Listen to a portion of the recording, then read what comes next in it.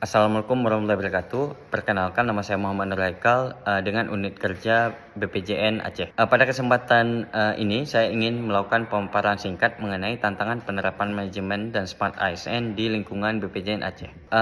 Tahapan yang pertama yang saya lakukan adalah melakukan identifikasi isu dan juga deskripsi dari isu tersebut, di mana saya mengangkat ada 3 isu yang menarik perhatian saya.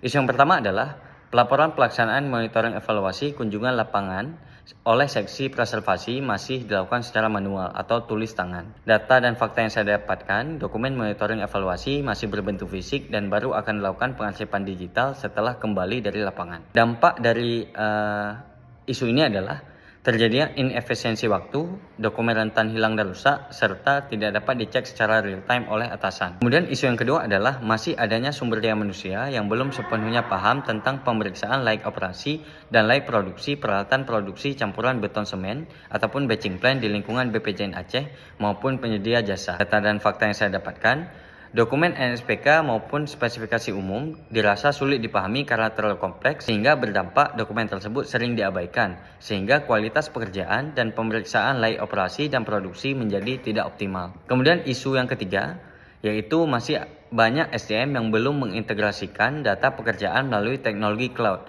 sehingga akses data susah dilakukan dan menghambat alur kerja. Data dan fakta yang saya dapatkan, tidak adanya integrasi data antar staf seksi preservasi sehingga akses data harus diminta secara langsung ke staf yang bersangkutan.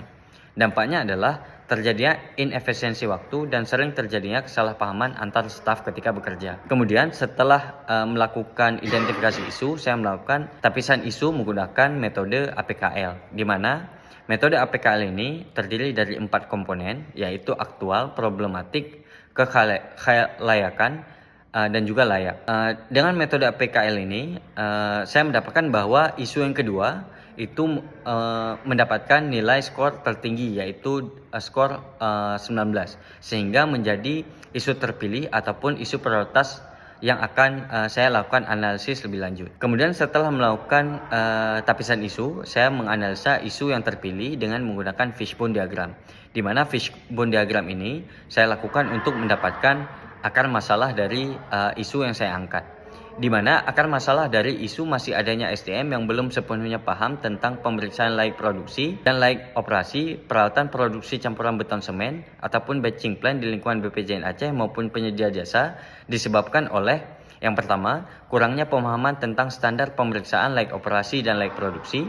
Yang kedua, tidak adanya panduan teknis yang mudah dipahami dan diakses. Yang ketiga, tekanan target proyek membuat pemeriksaan ini terkesan hanya formalitas. Dan yang keempat, masih banyak batching plan dengan alat yang kurang lengkap dan kurang terkalibrasi. Kemudian setelah melakukan analisa isu, saya melakukan analisa menggunakan metode McNamara untuk mendapatkan solusi terbaik dari 3 alternatif solusi yang saya berikan, di mana alternatif solusi tersebut antara lain, yang pertama mengadakan sosialisasi dan pelatihan kepada staf seksi preservasi tentang pemeriksaan layak operasi dan layak produksi tersebut.